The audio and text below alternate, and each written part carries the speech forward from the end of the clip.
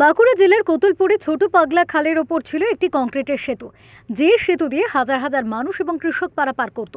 ছোট পাগলা সহ বেশ কয়েকটি গ্রামের মানুষের চাষের জমিতেই যেতে হয় এই খাল পেরিয়ে। খালের ওপারে রয়েছে কৃষকদের কয়েক হাজার একর ধানের জমি। কৃষকদের দাবি, সপ্তাহখানেক বাদে সমস্ত ধান ঘরে তুলতে হবে। তার আগেই সিঁদুরে মেঘ দেখছেন তারা, কারণ এই খালের ওপর যে কংক্রিটের সেতুটি ছিল তা 8 থেকে 10 বছর আগে বন্যার জলে কিছু অংশ ধসে পড়ে। ধসে যাওয়ার সেতুর ওপর দিয়ে কোনো ক্রমে পারাপার করছিলেন সাধারণ মানুষ থেকে কৃষকরা। তবে মাসখানেক আগে পুনরায় বৃষ্টির জলে ফুলে ফেপে উঠেছিল ছোট পাগলার খাল, আর তার জলের স্রোতে ভেঙে গিয়েছিল অবশিষ্ট কংক্রিটের সেতুটিও। সম্পূর্ণরূপে যোগাযোগ বিচ্ছিন্ন হয়ে যায় কৃষকদের চাষের জমির সাথে, যার ফলে চিন্তায় রাতের ঘুম উড়েছে এলাকার কৃষকদের।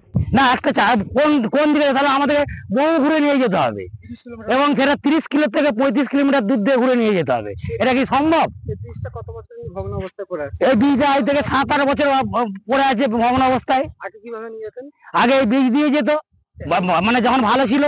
তারপরে তোলা থেকে বিকল্প রাস্তা ছিল, এখন এই খাল ভেঙে গেছে, এখন বিকল্প রাস্তা কিছু নাই। এই মতো অবস্থায় কি চাইছেন? এই মতো অবস্থা আমরা চাইছি আমাদের খুব শীঘ্রই ব্রিজ হোক।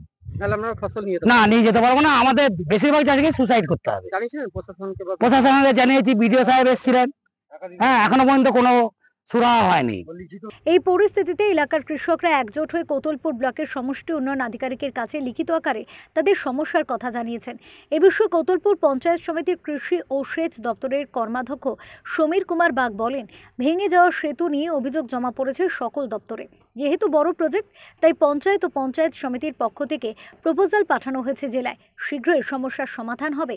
ছোট পাগলা খালের ব্রিজটা ধসে, বন্যাতে ধসে পোলটা নষ্ট হয়ে গেছে, তার জন্য দীর্ঘদিন কমপ্লেন হয়েছে আমাদের পঞ্চায়েত সমিতির মাধ্যমে। জেলাতে বিভিন্নভাবে বিভিন্ন দপ্তরে আমরা এস্টিমেট, বিভিন্ন প্ল্যান করে পাঠানো আছে। এটা এবারে ছোটখাটো তো প্রজেক্ট নয়, বড় একটা খালের এরিয়া।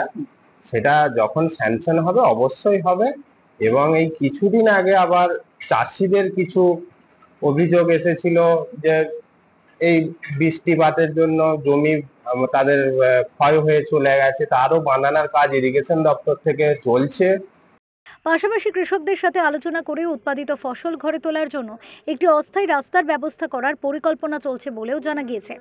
বাঁকুড়া থেকে শুভম কর্মকারের রিপোর্ট, ওঙ্কার বাংলা।